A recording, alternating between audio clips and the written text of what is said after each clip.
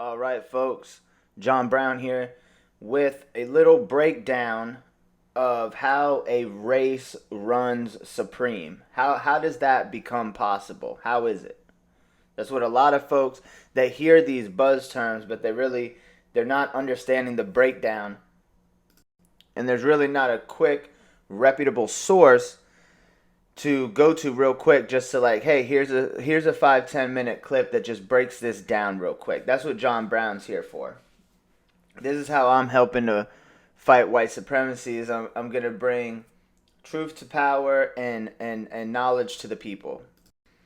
So for a race to run supreme, they have to have supremacy and power within 7 facets of society: labor, law, sex, education, war, medicine, and economics.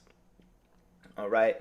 Now, per definition of supreme, the definition of, or excuse me, the definition of supreme, actually, the definition of supremacy as a noun, the state or condition of being superior to all others in authority, power, and status. So, you have to have authority, power, and status within these 7 things: labor, law, sex, education, war, medicine, and economics. All right, now we're going to break that down a little bit on how the white race runs supreme and an example of each of those. And this is how they run a whole worldwide global religion called white supremacy. So, how's labor in America run by white supremacy? So, the Labor Department in America, for example, they're responsible for the administration of federal laws governing occupational safety, health, wages, our standards as far as the hours that you're working, unemployment benefits, reemployment services, and occasional economic statistics. Now, one may say, well, how is white supremacy run through the labor system? So the problem that people don't understand is white people as a majority are the faces that are within the United States government. So with that, there is a beehive mindset within the United States government that portrays white thought because they're white people. So they obviously will think for the image of themselves first. Okay? So this is how, by default, the United States government runs all 7 facets of society, but we'll get a little bit more into detail of exactly how it works. But this is a great example of what I just said. It's the beehive mentality that runs the Department of Labor that sets these wages. They set the affirmative action laws, and they're the ones that muddy up the waters for foundational black Americans here in America. All right. So now going to the second one, we're going to go to law. There is no place in the United States of America where black people run the police system and can set the laws within that jurisdiction. Okay. So that's another thing. Now, yes, some folks can get into political power through different states through voting. The problem is, again, you have to keep in mind, it's the mindset that gets put into these positions. Normally the focus is that white beehive mindset. So you really have to get enough black folks within the law judicial part of the government. You have to get foundational black American minded people in these positions, not just blackface people that ultimately benefit the white agenda. So this is where folks have to be careful with that, with the law. And again, once again, there's no place in America where black folks run the police station and police the area solely by themselves. Okay, next thing we have is education. Again, the education system, of course, by default is run by the American system. So therefore, we have all of these different issues, such as the critical race theory that's going on. It's also the reason why the last 30 plus years they have force the history of only slavery within the educational system. You have not really been able to go into the educational system besides private school, where you're able to find a history content that is different than that of where, well, white people conquered everything and black folks were slaves to everything. So again, by default, the United States of America system runs the education system, and nowhere in America do black folks solely run the entire education system of a community, where they run it and it educates everybody within that community. Of course, you do have black schools, um, the alleged HBCUs, but again, it is fully dominated by the supremacy system of education. War is dominated once again. We just see that right now, currently with the Ukraine Russia situation,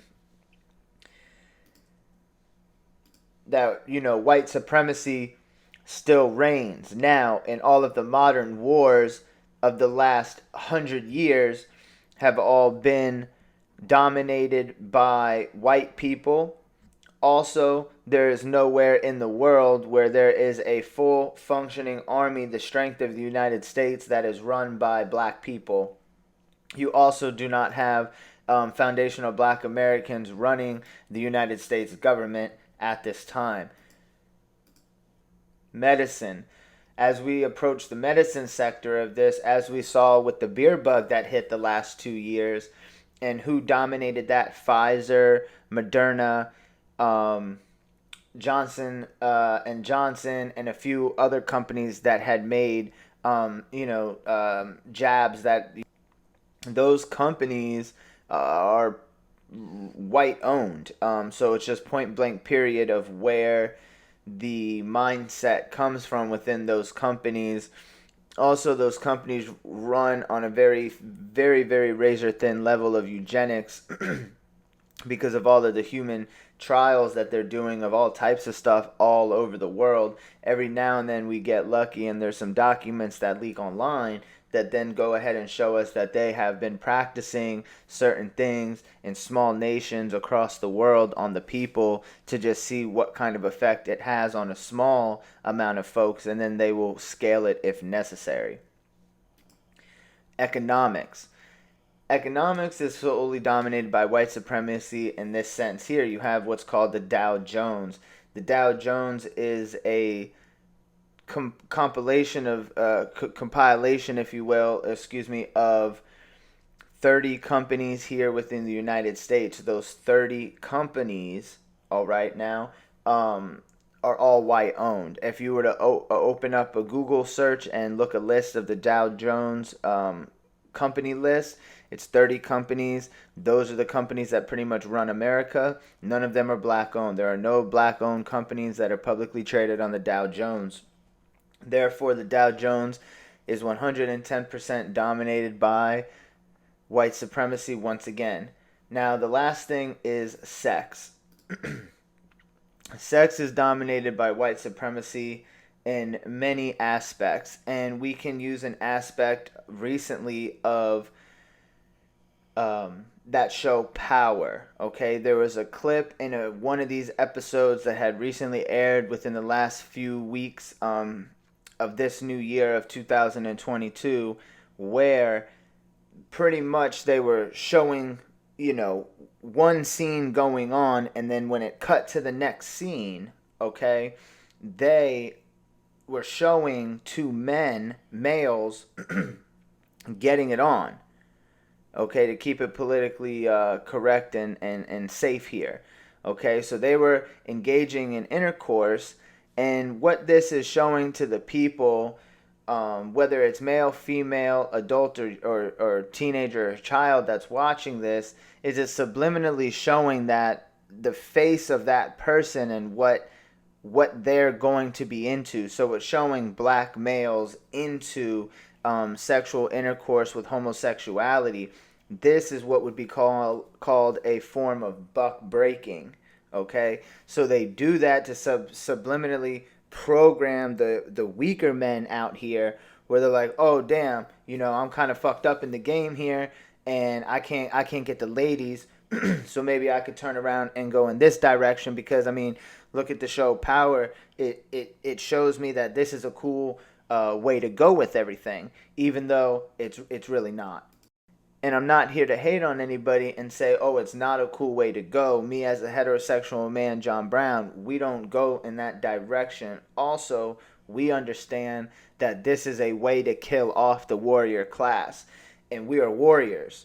So therefore, we're not into anything that's down to kill off the warrior class. So we're not down for the buck breaking and the LGBT agenda that gets pushed on males and the black male community. So you can miss us all with that one. John Brown here, just doing my best trying to bring the folks some knowledge and doing my part of replacing white supremacy with the system of justice.